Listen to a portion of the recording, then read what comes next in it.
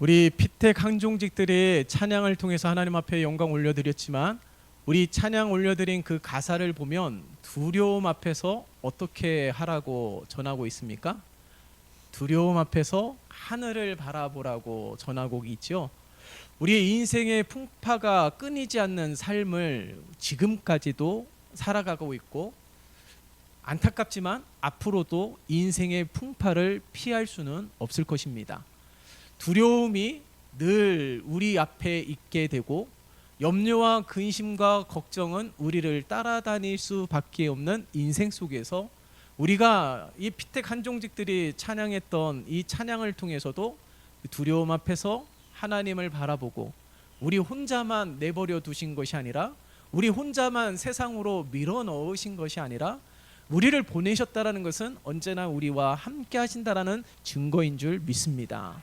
그렇기에 오늘 이 시간에도 하나님을 의지하고 말씀을 들을 수 있는 귀와 오늘 이 시간이 헛된 시간이 되지 않고 하나님을 만나고 돌아갈 수 있는 귀하고 복된 시간이 되시기를 예수님의 이름으로 축원합니다. 우리가 계속해서 다니엘을 묵상하고 있습니다. 왜냐하면 이 다니엘이 살았던 시대와 우리가 살고 있는 시대가 크게 다르지 않기 때문에 그런 것이에요. 그런데 이 다니엘서 1장부터 끝까지 우리가 묵상하면서 늘 초지일간의 한결같은 모습으로 하나님 앞에 섰던 다니엘을 발견할 수가 있습니다. 그 믿음과 그 행함으로 살아갔습니다. 상황과 환경은 그러하지 않는다 할지라도 이 다니엘의 신앙과 믿음은 늘 초지일간의 모습을 보였던 다니엘의 영성이 오늘 이 다니엘서에 기록되어 있다라는 것이죠. 우리가 이 다니엘이 어떻게 이런 성숙함으로 이런 영성으로 어떻게 살아갈 수 있는지에 대하여 우리는 관심을 가져야 됩니다. 그리고 오늘날 다니엘이 살았던 시대와 크게 다르지 않는 이 시대를 살아가고 있는 우리들에게 이 다니엘의 영성을 배워야 되는 것이죠. 다니엘만 특별한 인격과 성품을 가지고 있기 때문에 그렇게 살았던 것은 아닙니다. 우리가 오늘 본문의 말씀을 통해서도 다니엘이 어떻게 그러한 영성과 믿음으로 살았는지 그리고 그 모든 인생의 풍파 속에서 하나님의 은혜를 어떻게 경험했는지 막다른 장벽에 부딪혀서 아무것도 할 수 없는 풀물불에 던져지며 사자굴에 던져지는 그 순간에도 하나님은 어떻게 역사하셨는지 그것을 우리가 다니엘을 통하여 발견하고자 합니다. 자, 그러면 이 다니엘의 이 한결같은 그 영성, 믿음이 가능했던 까닭이 무엇입니까? 가장 중요한 것은 다니엘이 날마다 하나님의 말씀에 공급함이 있었기 때문에 그런 거예요. 공급한 것만 있는 것이 아닙니다. 말씀을 들었지 않습니까? 깨달았어요. 깨닫는 것으로 그쳐지지 않았습니다. 깨달은 말씀대로 그 말씀 붙들고 행하며 순종의 삶을 살았다라는 것입니다.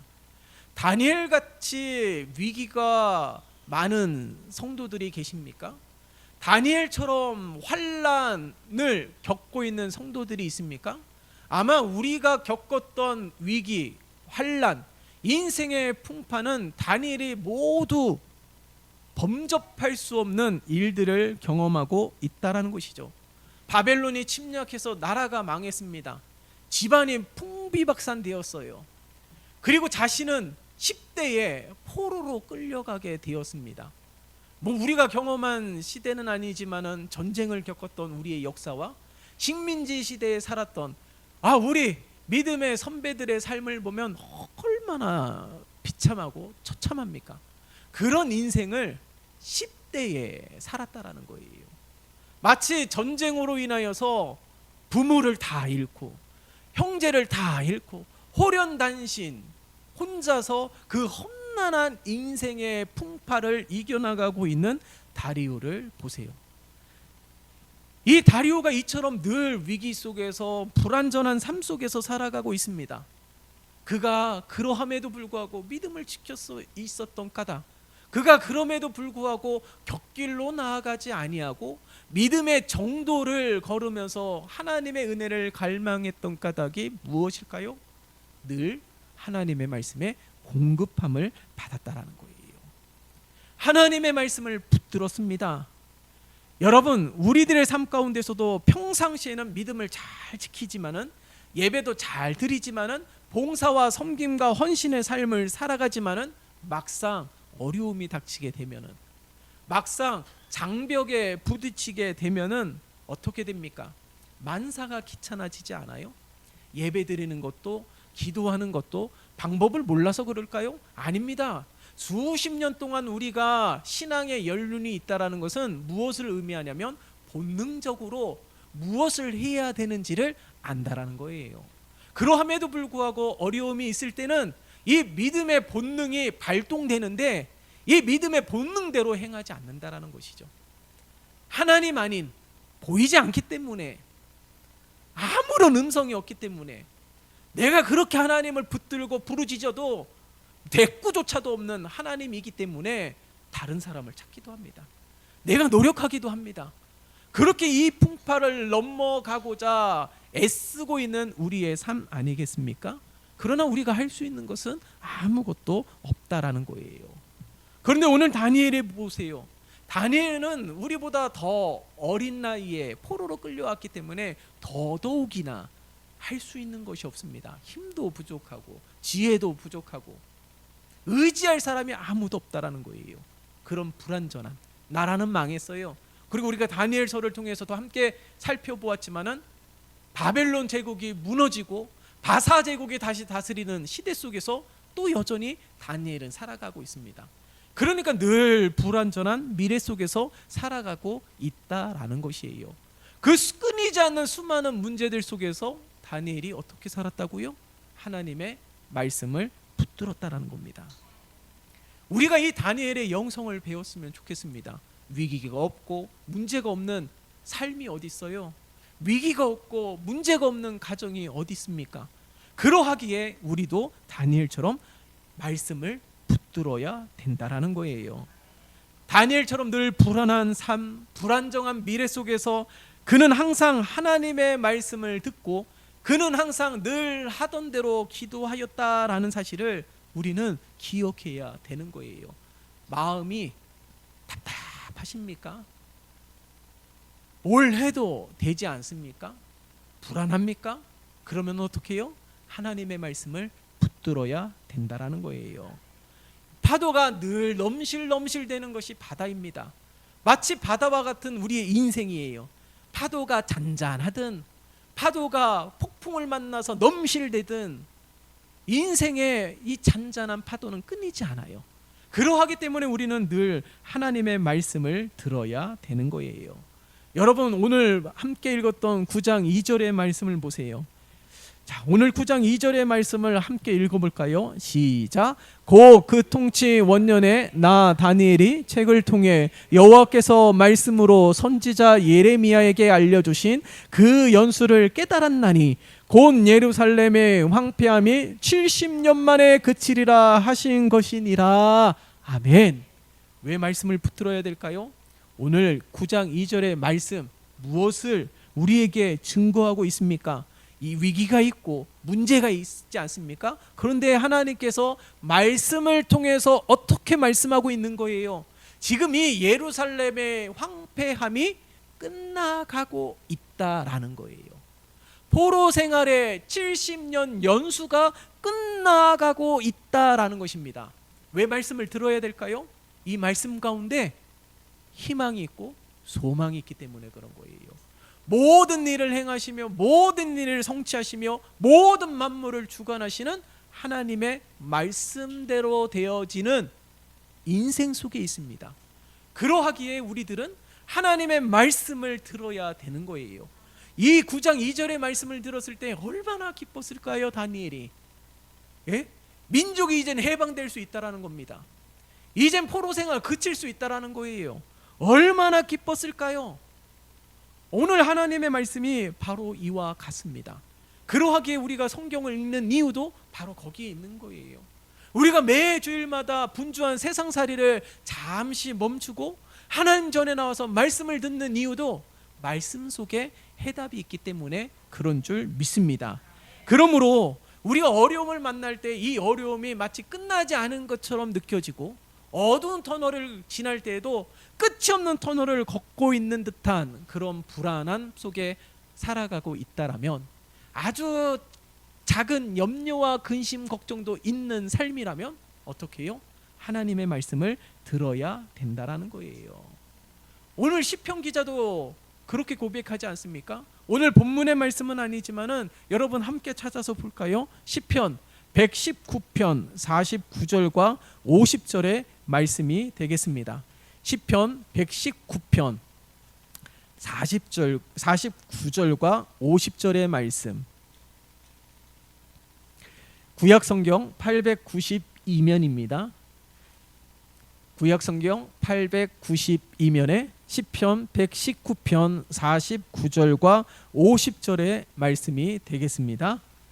자, 같이 읽어볼까요? 시작. 주의 종에게 하신 말씀을 기억하소서. 주께서 내게 소망을 가지게 하셨나이다. 이 말씀은 나의 고난 중의 위로라. 주의 말씀이 나를 살리셨기 때문이니이다. 아멘. 다니엘 같은 영성, 시편 기자도 동일하게 고백하고 있지 않습니까? 주의 말씀이 언제요? 위로가 되었다고요? 고난 중에 위로가 되었답니다. 주의 말씀이 누구를 살렸다고요? 말씀을 듣는 나를 살리셨다라고 고백하고 있는 것이죠. 다니엘이 이렇게 살았다라는 거예요. 앞으로 내가 어떻게 해야 되지? 앞으로 어떻게 살아가야 되지? 이 환난 속에서, 이 불안정 속에서 내가 할 수 있는 것이 무엇이 있지? 아무것도 해답이 없을 때 하나님의 말씀을 들었다라는 것이죠.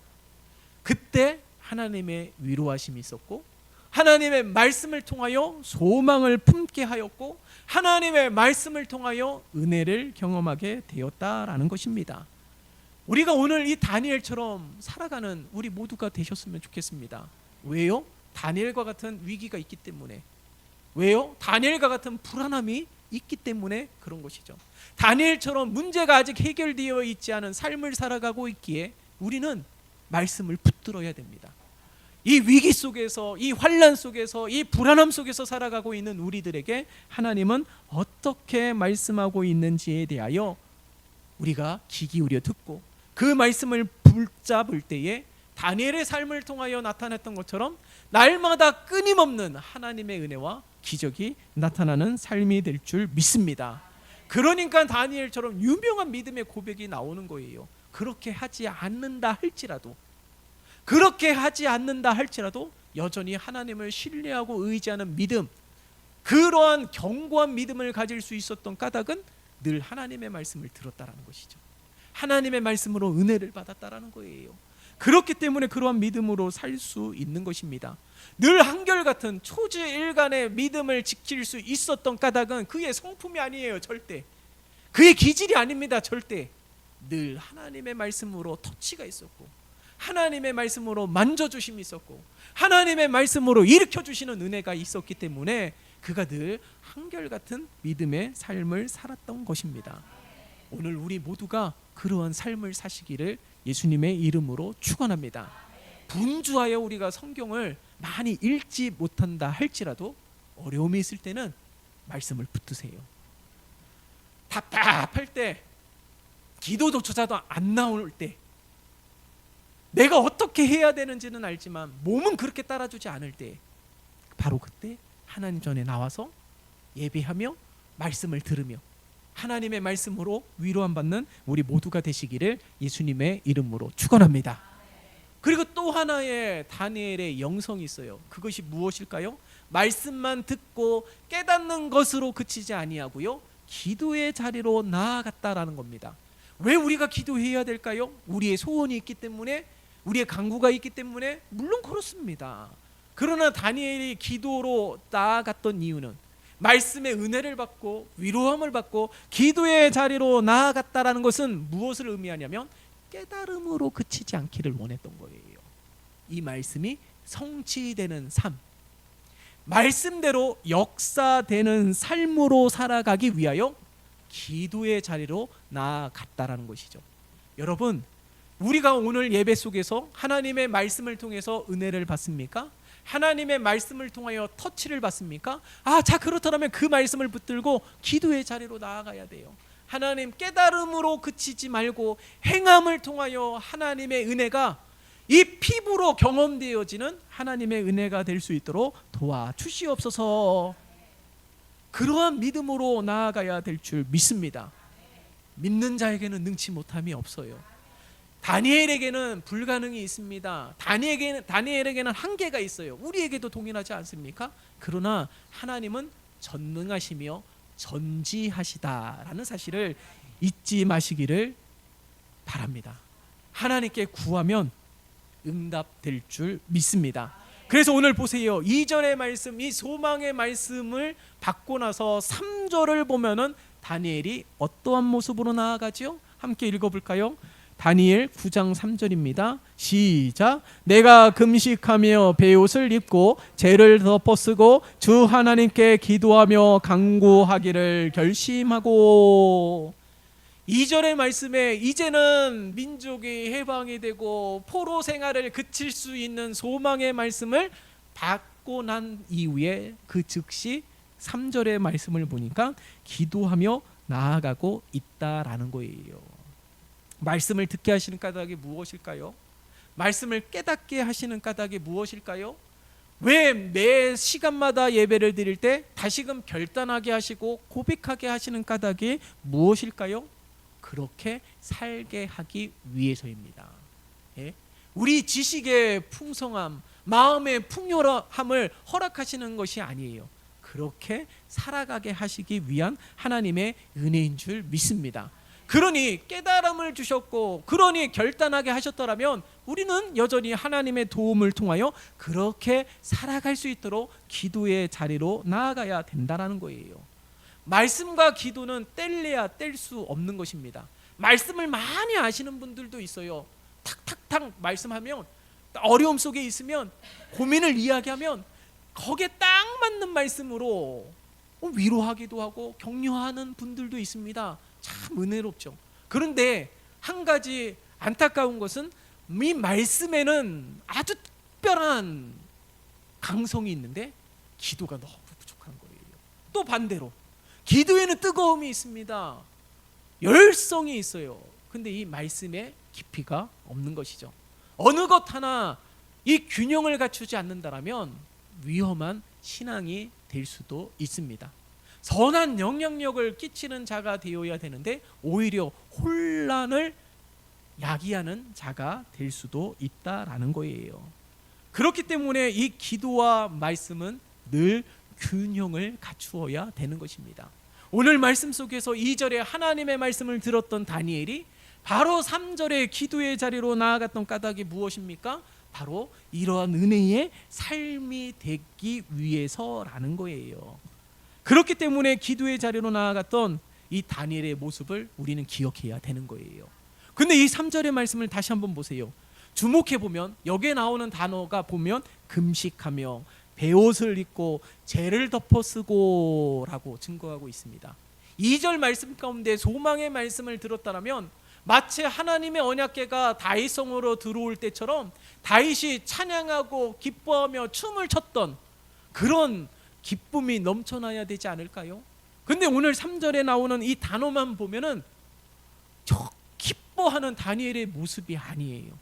오히려 소망의 말씀을 듣고 위로의 말씀을 들었는데 더욱더 괴로워하고 있는 다니엘의 모습을 마치 보는 것 같습니다. 왜 그럴까요? 기뻐할 수밖에 없는 소망의 말씀을 듣지 않았습니까? 지금껏 다니엘과 이스라엘 백성들이 늘 하나님 앞에 간구한 것이 무엇일까요? 민족 해방 아니었을까요? 마치 식민지 생활 가운데 3.1 운동에 많은 기독교 성도들이 끊임없이 하나님 앞에 함께 기도했던 그 기도의 제목이 오늘날 수많은 이스라엘 백성들도 동일하게 기도를 했다라는 거예요. 그런데 기뻐하는 것은 보이지 않고 오히려 슬퍼하고 있고 오히려 회개의 자리로 나아가고 있는 모습을 볼 수가 있습니다. 단순히 오늘 이 본문 속에서만 나와 있는 것이 아니라 9장 전체를 보면 기쁨보다는 슬픔이 더 많은 것 같아요. 그러면 다니엘이 이렇게 기뻐할 수 없었던 이유가 무엇일까요?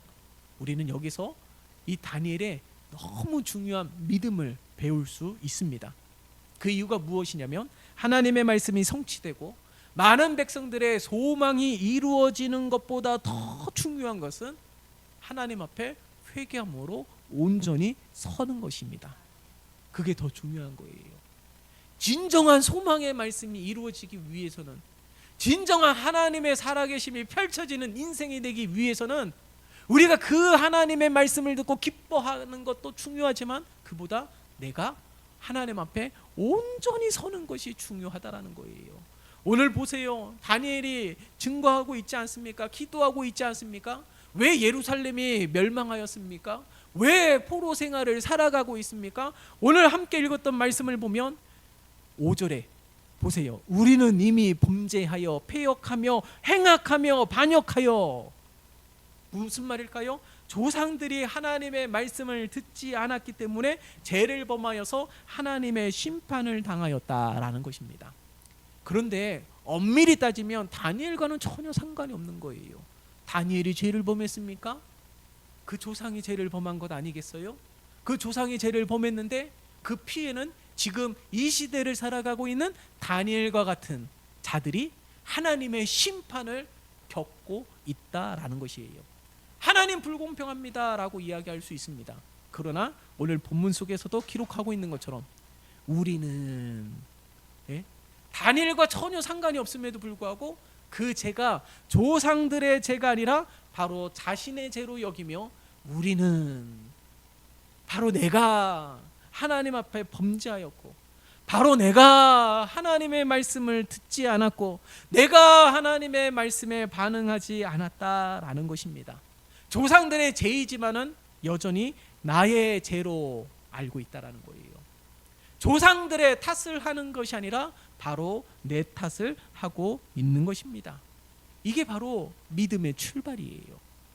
베드로도요, 우리 주님이 말씀하신 대로 순종하였을 때에 그물이 찢어질 정도로 고기가 잡히지 않았습니까? 그때 가장 먼저 주님 앞에 무릎을 꿇고 한 말이 무엇입니까? 주님, 나를 떠나소서, 나는 죄인이로소이다 라고 고백을 했다라는 거예요. 여러분, 이게 믿음의 출발이라는 거예요. 나의 연약함을 알 때에, 나의 부족함을 알 때에, 내가 여전히 죄인이라는 사실을 알 때에, 그러하기에 더욱 주님의 말씀을 붙들게 되고, 그러하기에 더욱 주님의 긍휼하심을 구하게 되고, 그러하기에 기도할 수밖에 없는 겁니다. 사도행전에서 부흥의 역사가 끊이지 않았던 까닭이 무엇입니까? 강팍한 심령을 가지고 있는 자들이 복음을 통해서 그 강팍한 심령들이 깨어지기 때문에 그런 거예요. 오늘 말씀 속에서도 다니엘은 전혀 죄가 없습니다. 그 죄를 범한 주인공도 아니에요. 그러함에도 불구하고 남 탓이 보이지 않아요. 오히려 내 탓으로 여기면서 이 조상들의 이 죄가 나의 죄인 것처럼 하나님 앞에 기도하고 있는 모습을 볼 수 있는 것이죠. 우리 주님의 십자가도 그렇지 않습니까? 우리 주님은 이 세상에서 유일하게 죄가 없는 분이십니다. 죄가 없는 분이신데도 불구하고 이 세상 가운데 가장 잔인한 형벌을 받았어요. 가장 잔인한 죄를 짓는 자가 그 형벌을 받아야 되는데 아무 죄도 없는 우리 주님이 가장 잔인한 형벌을 받았다라는 사실, 이거야말로 불공평한 것 아니겠습니까? 그러나 우리 주님은 우리들의 모든 죄의 짐을 짊어지시고 나의 죄로 여기면서 우리 주님이 대신 십자가를 지시고 십자가에서 못 박혀 돌아가셨다라는 것이죠. 여러분, 오늘 이 다니엘과 같은 초지일간의 믿음이 되기 위하여 우리도 남 탓이 아니라 바로 내 탓이에요. 내가 하나님의 말씀에 더 귀를 기울이지 않고 내가 믿음으로 살아가지 않았기 때문에 그런 것이죠. 그러므로 우리가 남이 변하는 것이 아니라 내가 변화되어야 될 줄 믿습니다. 내 태도와 자세가 변하게 되면은 세상이 변하게 되는 거예요. 자신의 죄로 여기면서 애통함으로 하나님 앞에 서고 있는 다니엘을 바라보시길 바랍니다. 다니엘의 이 믿음, 다니엘의 영성, 오늘 우리에게도 이러한 믿음과 영성이 충만한 삶이 되시기를 예수님의 이름으로 축원합니다. 자, 그렇더라면 이 다니엘과 같은 영성으로 살아가게 되면 어떤 유익이 있습니까? 기도의 응답의 축복이 있다라는 거예요. 우리 주님은 다니엘이 기도하는 것 그 즉시 늘 응답해 주셨습니다. 늘 기도할 때 친구들에게도 사정을 이야기하고 함께 기도하자라고 부탁했을 때에 늘 기도에 하나님께서는 응답해 주셨다라는 거예요. 여러분, 진짜 내가 기도하는 것, 내가 무심코 기도하고 나조차도 잃어버린 그 기도의 제목일지라도 하나님은 전부 다 기억하고 계세요. 바라기는요, 그 모든 기도의 제목이 응답받는 축복이 가득하시기를 예수님의 이름으로 축원합니다. 그렇게 되기 위해서 어떻게 해요? 다니엘처럼 말씀 앞에 나아가십시다. 다니엘처럼 기도 앞에 나아갑시다. 그래서 그 자리에 서서 초제일간의 믿음으로 상황과 환경과 인생은 그러하지 않는다 할지라도 우리의 믿음은 늘 한결같은 모습으로 설 때에 하나님의 위로하심이, 하나님의 은혜와 하나님의 응답의 축복이 날마다 넘쳐나게 될 줄 믿습니다. 말씀을 정리합니다. 다니엘과 같은 위기가 있어요? 다니엘과 같은 어려움이 있습니까? 그러면 다니엘이 어떻게 하였습니까? 위기 때마다, 어려움일 때마다, 기도가 되지 않을 때마다, 염려와 근심과 걱정으로 불안할 때마다 늘 하나님의 말씀을 붙들었다라는 거예요.